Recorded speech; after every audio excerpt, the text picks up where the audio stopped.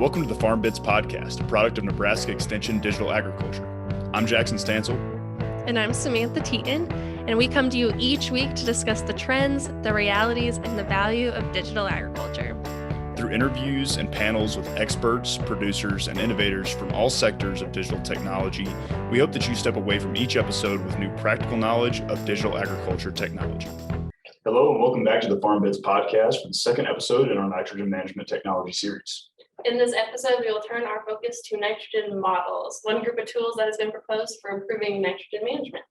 Dr. Laila Puntel, Assistant Professor of Soil and Water Sciences at the University of Nebraska, Lincoln, joins us for this episode to discuss the basics of models, why models work, when they work, and what shortcomings they have. This episode sets us up for a follow-up episode featuring a commercially available nitrogen modeling tool, but let's start off getting the expertise in our interview with Dr. Puntel.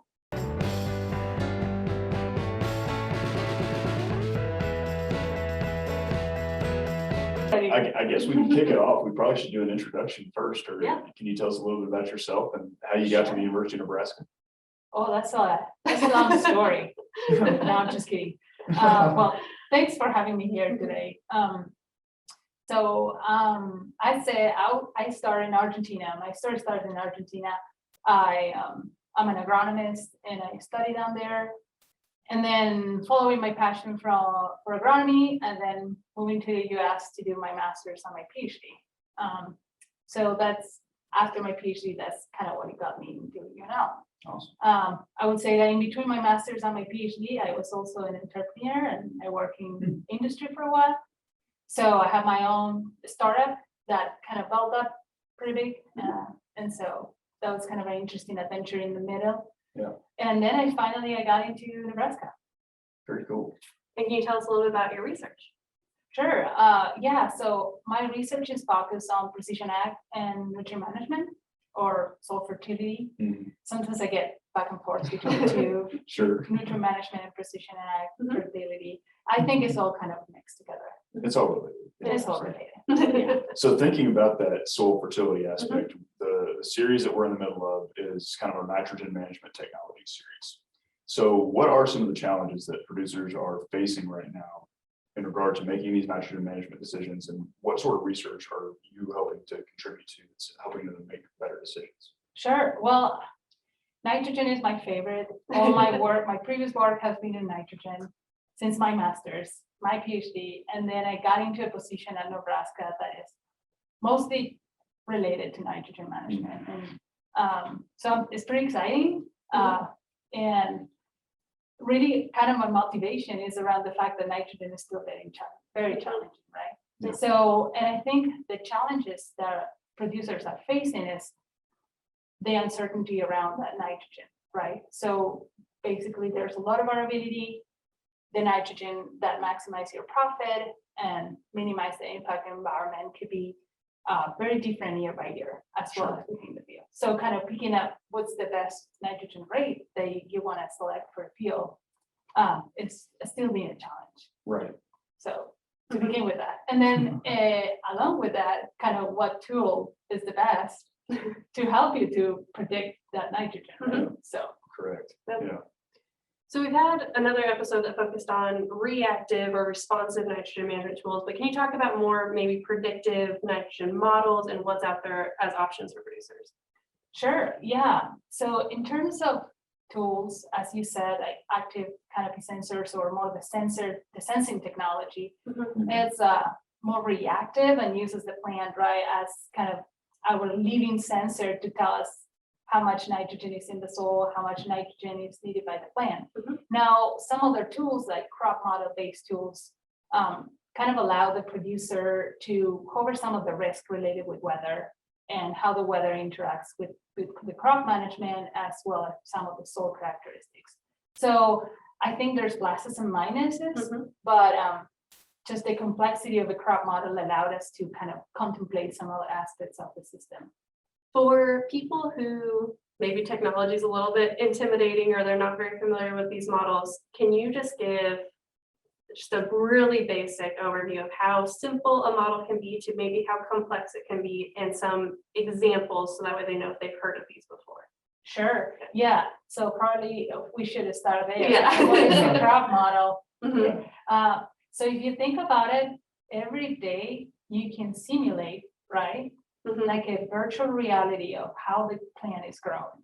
So every time you're fixing radiation and put it into biomass, Mhm. right? So that's how your plant grows. So now imagine if you want to make it a little bit more complex, Mhm. right? You started there. Now you try to assess like how much nitrogen is in the soil. And for that, you need the organic matter. You need to know how it decomposes and how much nitrogen is being released. So that's one piece. Mhm. But then the plant on one side, if it grows too much, then it's gonna try to uptake more nitrogen or less nitrogen, right? Sure. So models account for all that. Every day you kind of have a balance, like a bank account. It's a mass So- balance equation. It's a Mhm. mass balance equation. Yeah. But that's when the weather kind of gets into play, right? Because if it rains more, if you have cloudy days, if you have more radiation, then that potential growth is getting bigger and bigger, right? And then like the supply of nitrogen as well. So that's kind of like the simpler way of putting it. The thing is that there's a lot of other factors that can be included into the model to make it more and more complex.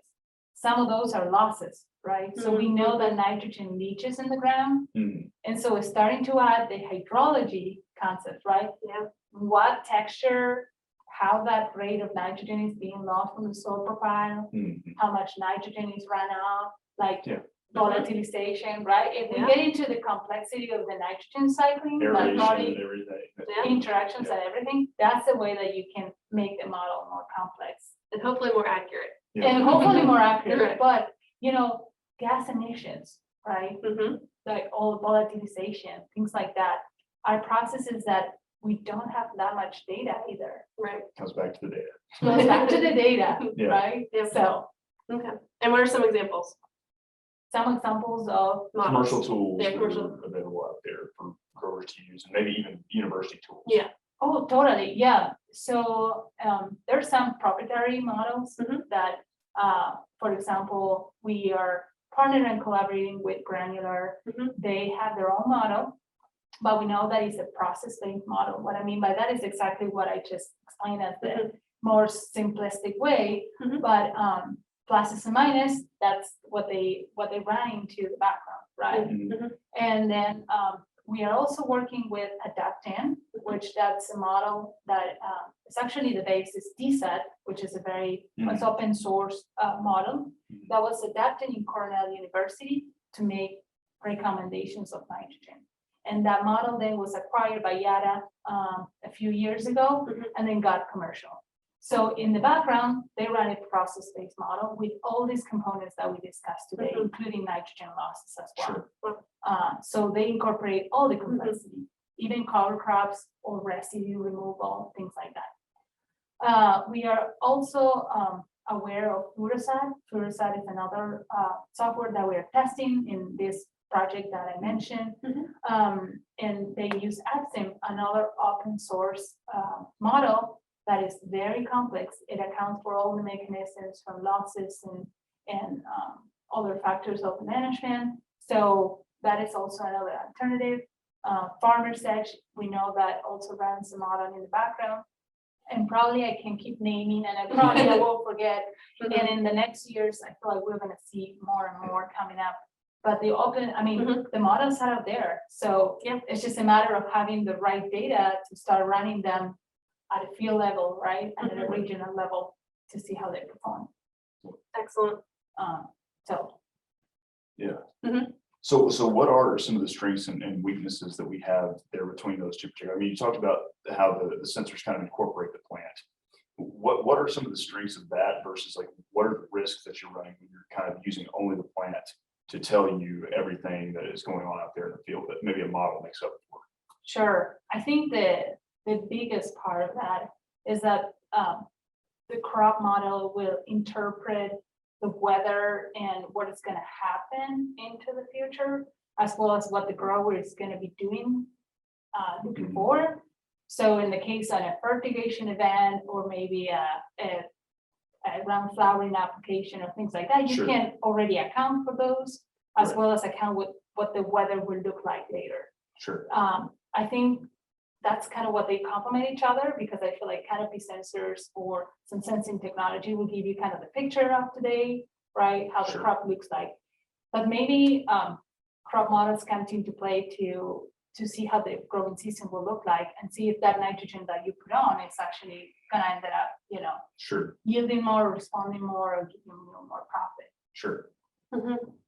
Yeah, and building on that, maybe we can step back a bit and talk about the goals of nitrogen management and then how effective these models are in those goals. So there's different philosophies. Can you go into that a bit? Sure, yeah. So I guess your goal, I would say, is trying to hit the optimal end rate that maximizes the yield response. And that is because you want to make sure that you are completing the yield response at a point where it yields the high profit to your field. And so ideally the goal is to hit that point in every part of the field, right?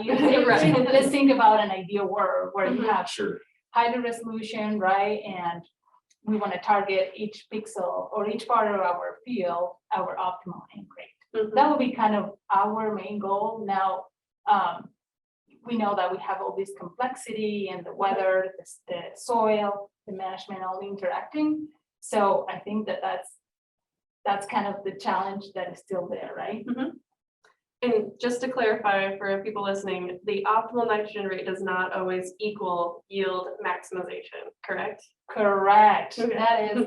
That is, I mean, that's pretty interesting. We tend to think that we want to apply nitrogen to maximize yield. Mhm. And the thing is that maybe that increase in bushels doesn't pay the extra amount of nitrogen that you put on. Mhm. And Sure.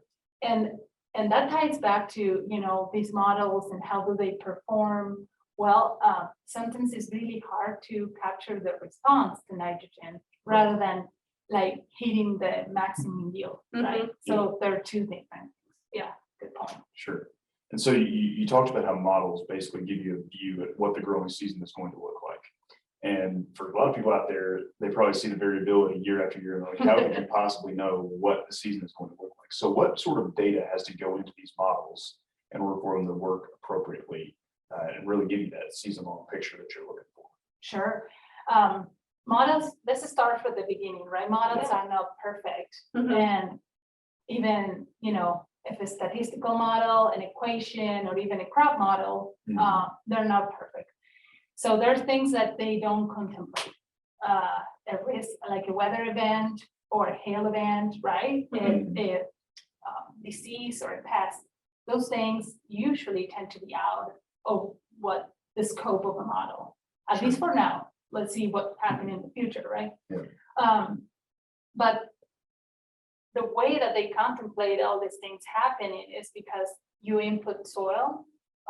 Growers can either utilize the data that they have been gathering for the last few years, either a grid sampling or some soil mapping, or sometimes we can rely on what the open sources of soil data are available to kind of feed that model. Sure. But then we will also contemplate all the management inputs for that grower, like planting day, right? What kind of variety or hybrid they're using for the crop, things like that. And then we can also utilize whatever weather sources they have. They might have their own weather station that we can fit in, or there might be other networks available that could be included. So I think those are the three major ones: all the crop management, soil data, and weather to make that prediction. Can you dive into the weather data a little bit more about the predictive part of it, which I'm sure is the most challenging part, but also how you're using the historical weather data and whether that's many years worth of historical yield data, but also what's already happened up to that point in the season? Why is all that data really important to make an accurate recommendation? Yeah, that's weather data is key, right? We tend to rely a lot on what's going to happen and those predictive models. So what happened up to the day that you're going to do the prediction, that is key, right? Because that kind of dictates how much nitrogen you have available in the soil, how much water your soil is holding, and how much growth you have up to that point. So that's what I always say, that you can maximize the power of crop models the later you are into the season, right? Or the more chances you have to put nitrogen on, because the more you can utilize whatever happened. Now, it has been shown, and actually it was part of my research work a few years ago, where we did an assemble of weather data.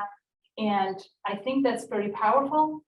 So usually we tend to use whatever comfortable forecast we have, even if it's 7 day, 3 days, 10 days, that period of time, and then kind of assemble that with historical data. And what we found is that assemble of historical data is actually tend to be very representative on average, right? On what could potentially happen the rest of the growing season. Sure. There has been some approaches to kind of divide the data into, let's say, more drier years, more weather years, right? Like tend to do predictions with those two. Right. And I think it will depend on where you are in the country to know if those approaches are better or worse, right? Sure. But historical weather is very powerful to at least kind of have a probability of what are my chances, you know, that my yield is going to get into this trend above 200 bushels or below 200 bushels. So sometimes we look into these predictive models more like to guide us on what's the trend rather than what is the exact value of yield that I'm going to get. Sure. And you kind of hit on this a little bit with the regional information. You said what works best for your region. What about other characteristics as well, like the soil data? A lot of these models may have been built for a certain region. What are some of those challenges and how can we better inform it for other areas? Totally. And actually, you will see that some models were created in other parts of the world, and then they were bringing into US, right? But they has been tested and accommodated and validated in multiple environments that all that research and science has been put it in. So today you can maybe click on a public available model and you might even find hybrids that are grown in United States, even though the model might come from another part of the country. So I would say that the science behind is very robust and they have been validated. However, as you mentioned, we have models that might be approved or very well proved in the Northeast region of the United States. But then when you come to Midwest, the limitations are different. The weather conditions are different. And one of the things that we learn is that models tend to perform the worst when you have extreme events. And so a flood, right? Or a heat stress during the growing season, water table, drainage systems, different factors that are really challenged to capture in the model. So really at a regional level, I think that's part of my excitement in my current position is trying to find out those things that actually can make those models better for our regional or regional conditions. That's awesome. Sure. And so I guess kind of on that regional scope as well, thinking about weather data a little bit more instead of soil data, what sort of resolution do you need to have in your weather data to really have a reliable model? And how reliable is it to get that from historical weather data? Because I imagine we're just starting to get into having really high resolution weather data with the kind of proliferation of weather stations and that sort of thing in our modern era. Can you speak to that a little bit? Yeah, so when you mean resolution, it's like if you need hourly, daily. Both temporal as well as spatial. You know, if we're talking about having a one weather station for every 10 square miles or something like that versus a weather station for an entire county, you know, because you think about how intermittent weather stations can be out there. Totally. Yeah. I see that, let's divide the conversation in two, right? One is the temporal. Models in general, they run into with daily data. So every day, at least you have to have a record of what happened, right? Sure. So, and that's kind of pretty standard, and you can configure your weather station for like getting that type of data. Now, in terms of the spatial distribution, I think one of the things that help, especially for growers that are thinking about adopting these tools, is have a rain gauge. So precipitation is one of the variables that could vary so much, right? And in a spatial grid. And so I think that kind of validating or accounting for that will make our predictions much better. Sure. Radiation and temperature, those things kind of tend to vary less within the space. So I think kind of having your own measurement on precipitation is very valuable. Sure, that's great. Yeah, let's start talking about kind of like a field level. We talked a lot about how models kind of vary regionally, but we haven't really talked about within field spatial variability and what all goes with that on the field level. Yeah, that's true. So yeah, you've mentioned about how the soil and everything can vary, or that nitrogen response curve can vary a lot even within a field, or that economically optimal nitrogen rate can vary a lot. So what kind of data are you using to potentially help inform how that variability is in the field, especially for nitrogen management? Yeah. So there's two worlds, right? One is the one that exists in commercial available tools, and the other world is the one that exists in the academic world, where you can tweak and access to a lot of data, right, and make a more complex configuration. So focusing on more commercial versions and what goes into those tools, I think right now we can utilize a lot of gridded information from soil mapping with electrical conductivity, some elevation maps to account for more specific slope or curvature in the field, rather than just relying on 2-3 values from our public available data. We now have those options. Now that transition is just happening, or I see it happening, where every year there is a new release within the industry, companies updating or making those inputs more precise. Because what happened is that if you use, just one unique value for maybe configuring your slope, let's say, that affects all your hydrology, right? All the water movement, how much water you are getting in some part of the field. And so going back to your point, if you want to capture the yield response to nitrogen correctly, you have to make the best to kind of represent those different environments, right? So soil data, I think, is the big one. And I'm tending to see that other indirect measurements like electrical conductivity is being used to characterize how the soil looks like, or maybe what's the distribution of texture. Right. So I think that's becoming more and more available, and some other are using even remote sensing to characterize some of the initial conditions of the model. And so maybe with an image, you can know what happened last year, right? And how your yields were and how much residue you have. We know all those things will affect how your crop will respond to nitrogen. And on the podcast before, we have interviewed various technologies and swap maps. Yeah.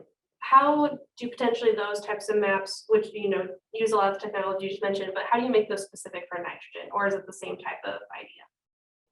Sure, I can speak on the electrical conductivity in particular. There's 2 ways that are currently being used, and we are currently testing as well on the research side of things. The first one is that you can implement those to make a better division of your field, where you might have different yield potentials and different yield response. So that's kind of a more high resolution, I would say, discrimination of how different is your field. So that's one part, and the model can take that in to simulate different areas of the field. So that's one key. The other one is that if you have other data or other layers of information, like a grid sampling, you can actually couple your electrical conductivity with some of those variables and kind of make it as a factor of how they vary across the field. And so those will help you to configure better your soil profile, in each of the parts of the field. So there's multiple ways that these indirect measurements are feeding the models. Perfect.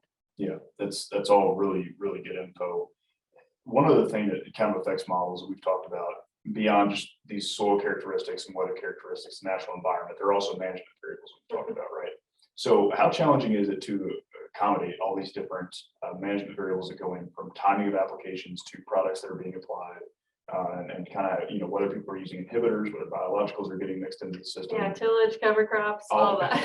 All these sorts Yeah, of practices. totally. How do those go into the model, and how can you make up for it? Yeah, I would say the easiest one are about management. I think those are pretty well adapted, I would say, in terms of, your planting day and what kind of variety or hybrid you're using, or previous crop, things like that. It gets a little bit more complicated when we get into manure application, cover crops, and you mentioned Inhibitors. inhibitors. Biological stuff like that. Yeah. Yes. So if you think about it, I think the biologicals are the toughest ones. Just because models per se do not have any biology of the microbe. So that's a new world. It's coming up, right? At some point, we're going to incorporate those where you're going to think about what biological product you're applying, and you may know what certain bacteria you have there. You might be able to incorporate it in your model, right? Sure. And so those living microbes are going to have their own pool into these models. So we were able to simulate them. And there's models that do that, but separate from the ones that maybe growers have access to. Right. So I think that's coming, and that's probably the toughest one. But I would say that manure, as long as you have some sort of idea or values about how much nitrogen is there, how much phosphorus, how much organic material, the models will be certainly be able to take those values in. Sure. Cover crops, I think there's more advances on that because we have more data too. Right. So we have more experiments where we know how much nitrogen maybe they will be releasing through the growing season, and those are values that we need to calibrate the models, right? So if the grower knows, for example, what kind of mixture did they use for their fields, like if it was a 50-50 rye and maybe a legume, that information will be an input. Termination date, how did they terminate it, or how much did they take the residue out, they leave the residue in. So I think they're trying to simplify how to describe a cover crop, so then we can take it in and simulate it. Sure, that makes sense. Oh, I had a question.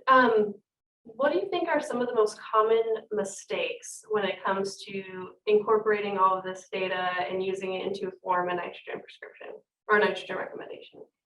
The mistakes from a user, Yes. a regular user. I would say first is not being aware of what kind of data do you really need to make a good use of the tool, right? We tend to do a lot of assumptions on configuring these tools, but I'm certain that there's a lot of support, and I feel like it's going to be more and more support, so growers can get, a crop consultant and advisor that help them to make sure that the inputs and the configuration is correct. So I feel like inputs is first. The second one is interpretation. So I feel like a big part of it is understanding what is it showing, like what is this figure saying, right? And I think in that aspect, industry is doing a great job at trying to be a little bit more friendly in the interface, and actually showing things that are like more easily adapted to their common practices, right? It tends to be more intuitive just to go and look into yields, right? What is my yield is going to be? Well, if you think about nitrogen management, you actually want to know how much nitrogen is still in my soil, right? And maybe how many bushels I can kind of support with what I have right now. Sure. Turning that data into something that the grower can take into account that's valuable, and I think that it still needs some help to get a good understanding of what's the output of the models. So I think those two, and maybe I will name a third, that is considering that tool is not perfect. Right? And so if it doesn't seem right, maybe it doesn't seem right. It's like, because most of the times it's going to be right, but maybe you might have a very particular growing season, and I feel like everything is evolving, and so it's going to get better and better at trying to hit that optimal end rate, but acknowledging that is a good step. So we've talked, you just kind of brought up two great points, right? That you have a lot of data that goes into it. You got to realize that there are potential errors there, but it also has to really be easy for somebody to pick up and use if you're going to use this on a wide scale. So how do you balance that? Are there any sacrifices that can be made on one side or the other, and where are they? I mean, where are the trade-offs best? Totally. Yeah, that's a great question, and it's part of the motivation behind my research and our team is to find out, what are the things that you can sacrifice. Do we ask growers to have 8 inches, organic matter value, or are we okay with a smart farmer type of shallow organic matter? Can you feed the model anyways? There are so many questions that I think we just still need to work on. And as you mentioned, like sensitivity analysis type of thing, where which ones are causing the biggest, weaknesses in the model and what others are really needed. I would say that most of the models still rely on yield goals. Right. And that's a very critical aspect because even the model will track what's going on during the growing season. Some models will still rely at the end of the day on what was your yield goal for a determined. It has to have a target somewhere. It has to have a target, right? So I like the part that we're still incorporating some of the growers type experience into the decision, but I'm actually like very careful about that because it's like we're trying to simplify something that is complex, but the problem is complex. So nitrogen is complex per se, right? And we have these crop models that attempt to capture all the pieces of the system. And now we're trying back to simplify it, right? So before we may have even captured everything with the complex models themselves. Correct. Yes. And sometimes, is the data that is still not quite there.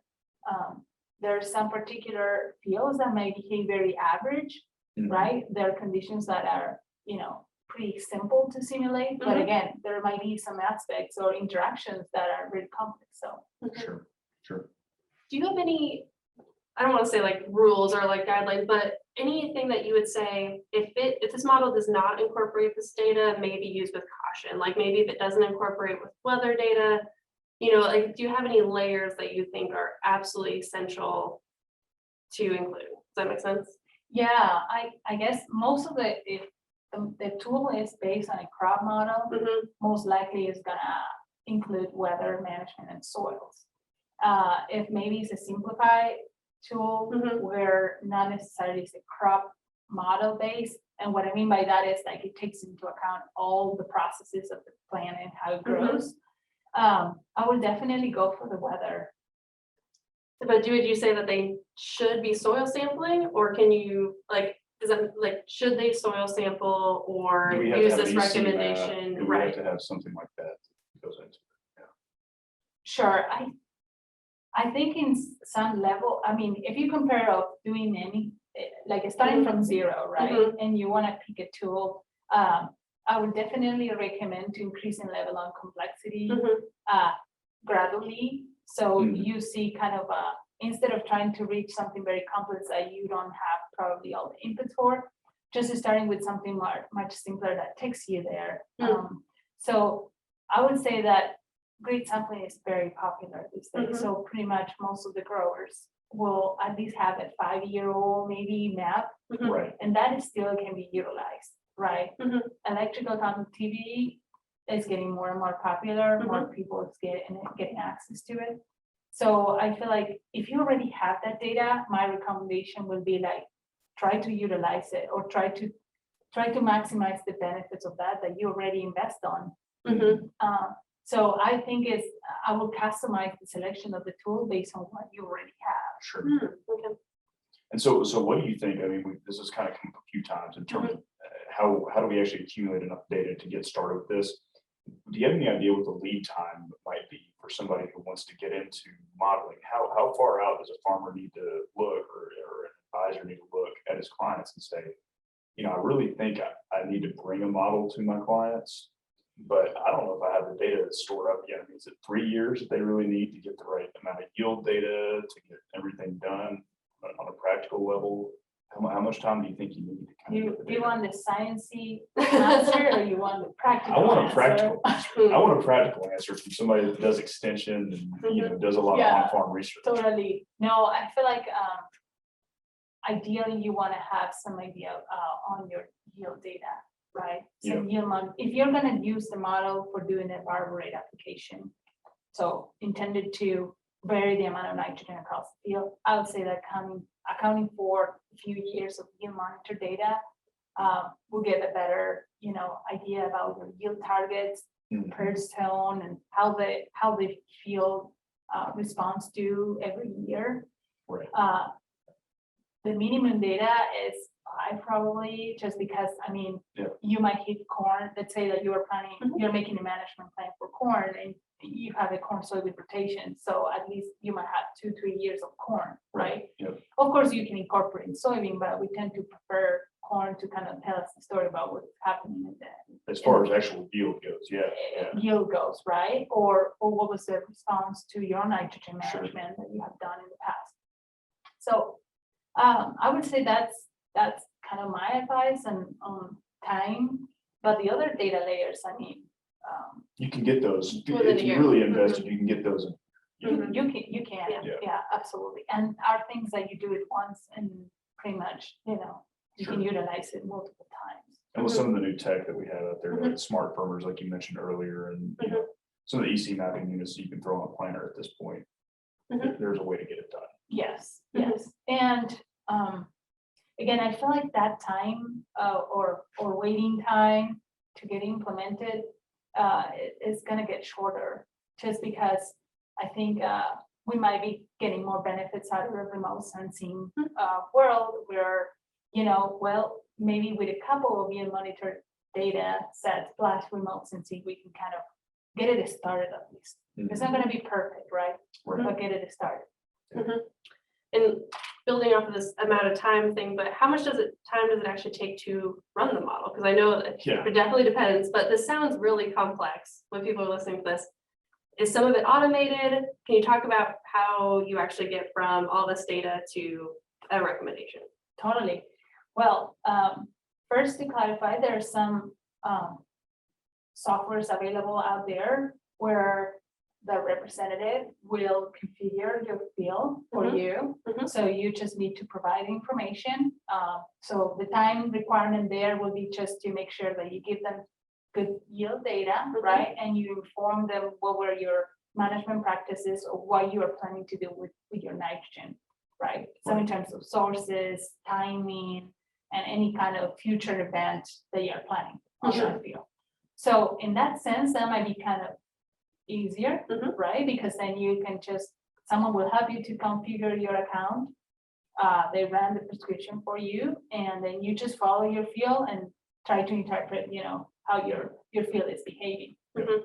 There are some other levels of software where you really have to put more hands on. And so in that sense, models can take you an hour or so to configure, everything, incorporating the yield data, incorporating soil information, the management and everything. So it will depend what kind of tool you pick. Right. Yeah. So I guess in that sense, we still have a long ways to go, right? Because there's a degree of simplicity to complexity, and it would depend on the growers, right? How much time they have to dedicate to it. Sure. Yeah, and I talked to an advisor here in Nebraska who said he was spending about 8 to 10 hours a field to get everything set up as far as getting all the data in the right place, getting it in the right format. I mean, the upfront cost is big, but then once you have everything up front, it's easy to rerun over and over again, right? So it's more the startup cost that's the issue more than the continual time input, right? Right, totally. Yeah. So along those lines, where do you think we are in terms of adoption? How many people are actually using models out there, actually implementing them on their farm? Are we in the early stages? Are we even on that kind of uptick? Where do you think we are? I think we are in the uptake. And maybe I'm basing my opinion, this is just an opinion, on how much services are coming out from the market. Mhm. If you look at the last, kind of reports across the country, we see like a very steep curve, kind of the providers on all these cloud-based, what we call cloud-based services is increasing a lot. So that means that a lot of crop advisors are being exposed to all this variety of tools, right? Yeah.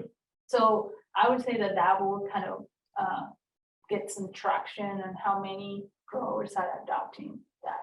But currently, I mean, with my experience, at least in Nebraska, what we are seeing is that there's not a lot of growers that are actively using these platforms. Right. So there's a lot of room for increasing, and we are actually working on the extension side of things to try to promote these tools among them and actually help them to get on board and see that it actually is not that complex. And that, as you said it once, and then once you understand what you need, then It's you can easier keep to it's start. easier. Yeah. And where do you see us going in the next 5 to 10 years, and whether that be in adoption, but also in how we continue to develop these models? Totally. What I see going, and I think I mentioned it a little bit before, but I think all the automatic input or information coming from remote sensing will be a big player in the future, where I see the improvement on some of the configurations being automatic in the background, without having to get that much input from the grower. Sure. So that would be kind of solving our issue between the trade-off, sacrificing some inputs for quality. And again, that will get a better representation about what's going on in the field. So I see it as going there. To be honest, we still need to test, all these tools and have a very good understanding on where we're at. Yeah. So along that vein, would you mind telling us a little bit about the CIG project that we're doing here in Nebraska that's going to help growers understand models a little bit better, and what resources might be available to them through this project? Sure. Yeah. The CIG project is supported by the NRCS and USDA. We started last year in the fall as a pilot because that was like what the time allowed. So we are kicking off this year with wheat growers and corn growers. So the main idea is that give growers the opportunity to test any existing tool for nitrogen management. So that contemplates not only crop model-based tools, but also remote sensing tools like canopy sensors or any other image provider that could be translated into nitrogen management.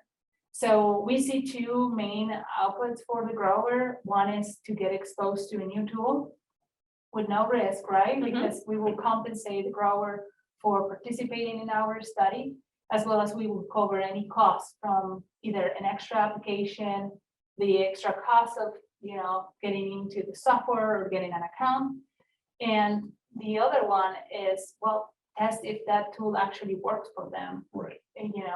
And so, we're helping a lot of growers that want to test these crop model tools to set up the field and get the information that they need. Sure. And will the information from that just basically be available through the on-farm research network? I mean, is it going to be publications? How is that information going to kind of be expanded out beyond the growers participating to maybe other people in Nebraska and beyond? Sure. Yeah. The information is going to be, of course, shared through the on-farm research network. We have an annual publication where all the results from the network that is going to get published, as well as there's going to be a lot of winter meetings where we're going to be recording, but also in-person meetings to share the results of each of the growers, and maybe where growers also have the opportunity to tell how was the experience, which is always great. Which is also good. Yeah. And then we are going to keep posting like in Twitter and some other media to see the results that are coming out from this. And then, of course, for the growers that are participating, we are collecting a lot of intense data on the sites. So from images, soil sampling, and other analysis. So they get to also share that and share it with other neighbors that might be interested also in learning about their fields. Yeah. That's awesome. Ready for the last? I think so. Okay, so we wrap all of our interviews up with what one piece of advice do you have for our listeners when it comes to nitrogen management? Oh, I would say try them all out. Try all the tools out and see which one fits you better. At least if you have an extension educator, or if you have some extension help out there that can, help you to set it up a test. I feel like that's the best way of kind of getting a conclusion about what's the tool. And if you have questions, reach out to people that have been working with these tools before, so you can get a better understanding. But don't miss that opportunity. I think a lot of the nitrogen issues that we have, not knowing that right amount or right timing, these complex tools are coming to solve that issue. It's just we need to kind of make it more friendly in a way and get it closer to the growers. So to the growers, they can access to us or anyone working on extension or research to test them out. Fantastic. Awesome. Thank you to Dr. Puntel for joining us today on the podcast and talking more about nitrogen management. Yeah, it's cool to have her on. It's we interact with her a lot, so it's nice to actually sit down and do it a little bit more fun. Yes. Yeah, that was a really fun interview. And my favorite part was she did such a great job of really describing all the components of a model. It makes us think a lot about how growers are currently deciding how to apply their nitrogen and whether they're really thinking about all those components and how complex it is, but also balancing with that with making sure it's easy to use and making sure it's practical. So I thought she did a great job of breaking that down. Yeah, and I think she did a really good job too of explaining why exactly data is so important to models. I mean, at the end of the day, model is only as accurate as the data that's going into it, and the quality of the data that's being collected is pretty much equivalent to the quality of the model. And I think with weather data, it's kind of where that is the most almost iffy part of the model, right? We're putting so much reliance on weather in terms of the modeling side of things. So just interesting to think about.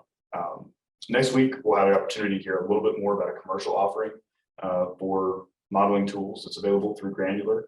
We'll have Bob Gunzenhauser, who's going to talk to us about what Granular is doing, and we're pretty excited to bring that episode to you. So we hope you'll tune in next week.